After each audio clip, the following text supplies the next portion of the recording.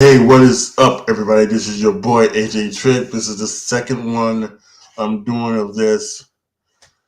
We talked about everything. CM Punk in the first one. You probably won't hear. You'll see it, but you won't. You can't hear it because I guess my mic wasn't fully on or anything like that. So my thoughts were just.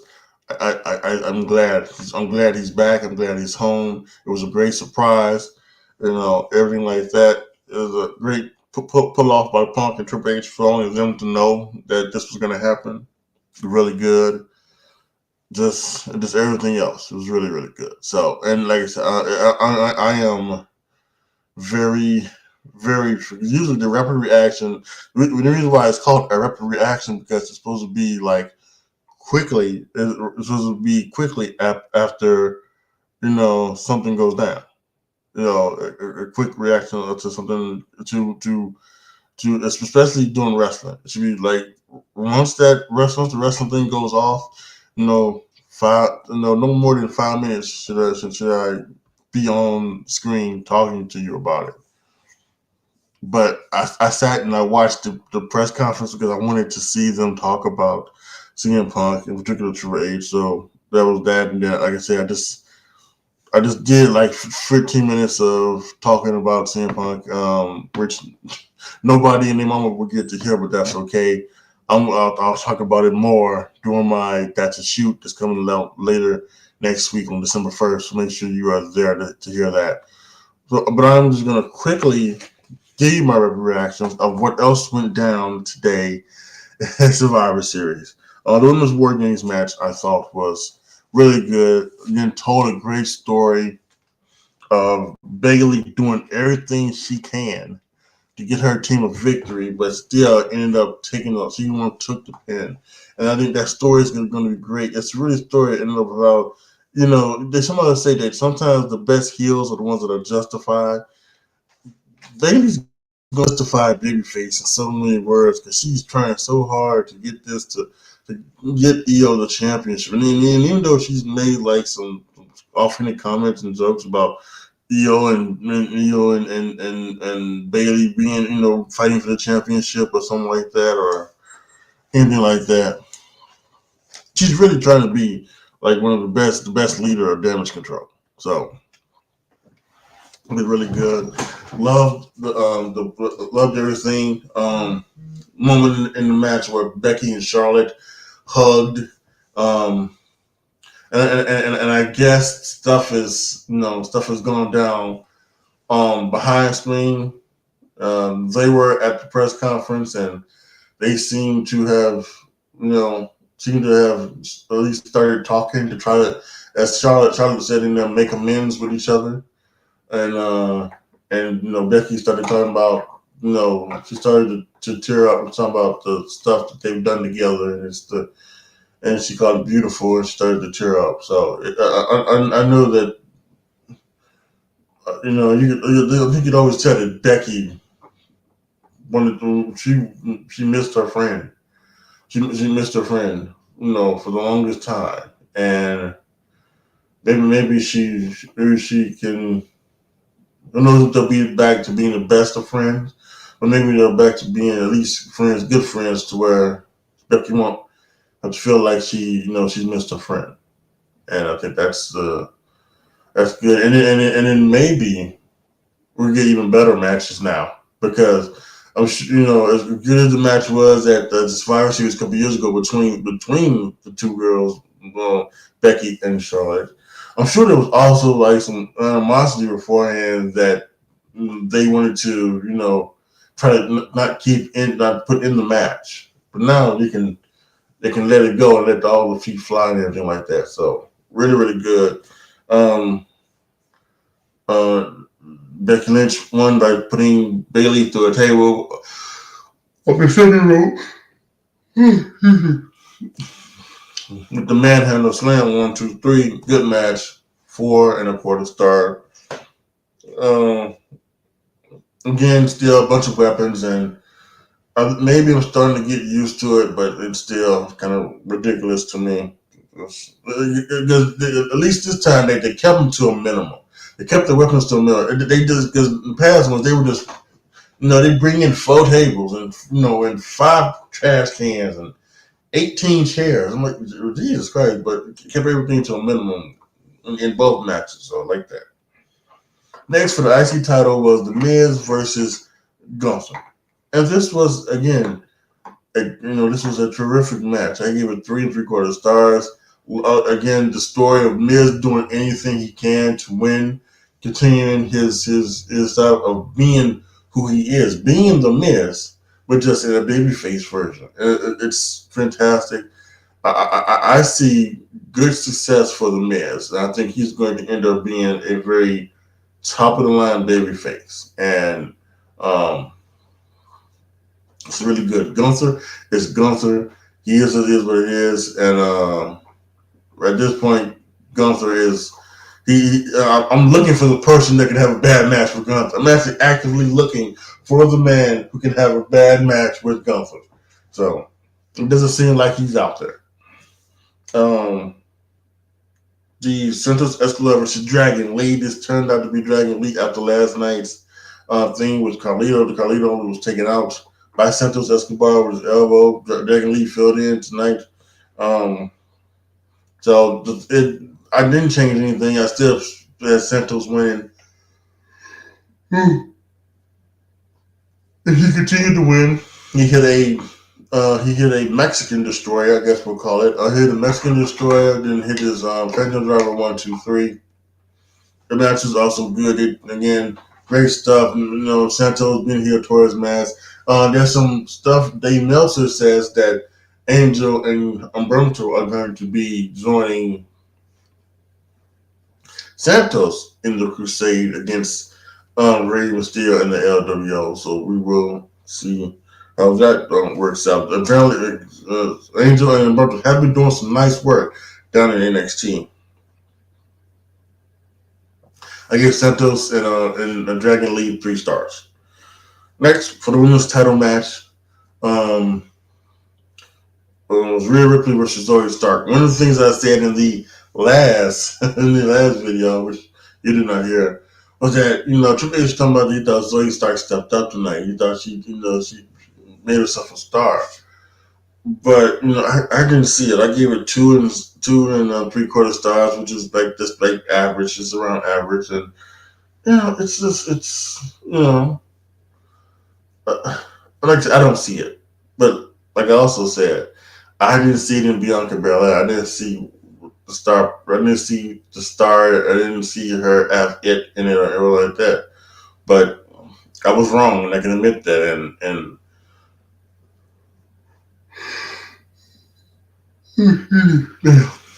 but obviously she does have it. So maybe Zoe can prove me wrong again. Maybe she has it, but I just don't see it. And she seems very uncomfortable cutting promos. Very uncomfortable. So maybe she'll get better. Maybe it's there. But Rhea Ripley won 2 3/4 stars. And then we had the men's War Games match. Now, what they had all going through all of the night was, saying that Randy Orton hadn't made it to the arena yet, and Randy Orton wasn't there. And Jey Uso was. We saw this on Raw, where actually Jey Uso was when he heard the thing. Jey Uso was like, "Oh man," because if you remember, Jimmy and Jay, they're the ones that helped. They're the ones that took out. They took the titles from Orton and Riddle. Was about over? It had to be over 2 years ago, right? Yeah, it was at least 18 months ago. Yeah, it was something like that. They to merge their championships and become the undisputed tag champions, and and he was part of the thing that hurt his back in kayfabe. So. So Jay was saying he ain't coming because of me. I'm the one that did him wrong. I'm the one that put him out on the shelf. Me and my family. So Jay Uso was very down upon himself, and he by the time the match started, he still hadn't showed up. So they went out there, and they did the whole thing, and they put the thing. Judgment Day, because of the match against Drew and Jay, they got the victory. They got the victory, so they got the advantage. And it was Finn and Seth started, and then JD came down. Jay was next. Drew wanted to come out. They said they had a plan. Jimmy had a plan, so Damien came out next. Then it was Sammy. Then it was Drew. Then it was Cody. Then it was Donna. And when Donna got in, they took down the four baby faces. They took them down. They put them together, and they didn't do it. They didn't do anything. So then, when the timer goes off, and nobody comes, all of a sudden you hear the Judgment Day music, and it goes, "What?" And then you see them smiling. And my first was, don't sit up there and tell me that Randy Orton joined the Judgment Day. No, Rhea came out with the briefcase, came down with official Jessica Carr. And then there have been some talk on the internet, online, through other people talking about, well, maybe that would be a place maybe where you would do the cash in. And at one point, it looked like they were going to do the cash in, but as soon as they tried to cash it in, I hear voices in my head. They talk to me. They understand. They talk. Randy Orton, huge invasion, and he's put on some weight. There's no question about that. He has put on the weight. Randy Orton has always been kind of a lean person. He was built, but he was lean built. This is someone, he looks like Drew McIntyre. At one point, Randy Orton and Drew McIntyre were trying to stand on, and it looks like, muscle-wise, they look like each other, kind of. Drew McIntyre and Randy Orton. That's how much muscle he's put on. And I'm sure he's had to do that because of his back, and he needs to make sure that if he's going to do the RKO, if he's going to take bumps, anything like that, and he's going to need to have a strong back after the two back fusion surgeries, and who knows how long Randy Orton has, so we're going to keep him, and hopefully he does not turn heel. I don't need to see a heel Randy Orton. I want Randy Orton to be a baby face, because I don't know how long he has left, and because if he hits on the wrong way and he can't move and he can't get up or anything like that, that's going to be a sad situation. And so anyway, he came down, did all his stuff. At one point, he was going for the RKO, and he turned around to do it in Jay Uso. And he looked at Jay Uso, and I think Jay Uso said, "Hey man, brother, I'm sorry." And Randy kind of looked at him, and then he moved him out the way. Somebody was running at him. Jay Uso super kicked him, and then they went back to beating everybody up. We had JD Madonna be thrown off the top of the cage into a RKO. Jimmy and Priest get the crossroads. 1, 2, 3. The baby faces win. They stand tall. Randy Orton and Jey Uso do have a little exchange of saying, "I guess we're good." So that's going to be interesting, and that's going to continue to put the thing on Drew McIntyre, because Drew McIntyre is his thing with Jey Uso is really sick. But now, not only just Sammy forgiving him, there's Cody forgiving him. But seemingly Randy Orton has forgiven him. Kevin Owens has kind of forgiven him too. So now we've got that. So now what does that mean to Drew? So that's a good one. His whole thing is Jey Uso fucked me over. So now, and he's trying to get over people that's doing this. So this is going to be, I think, great. At some point over these next, I think some point over this next month, they do need to have a blow-off match in some form or fashion on Raw between Jey Uso and Drew McIntyre, where Jey needs to go over so that so that we have the thing, so that we have the end of that. But yeah, that was it. That was the match. That match I gave 4.5 stars. I thought that was really good. Again, the storytelling was a big part of that as well. And then CM Punk return. And there you have it. That's the reaction to Survivor Series 2023. I would love to talk about this more in detail, but like I said, this has long been a rapid reaction. This is just a reaction to Survivor Series 2023. But I'm going to talk about more of it later on next week in my episode of That to Shoot, coming out December 1st. So click that notification bell so that when I put it out on December 1st, you can talk about it, react with me.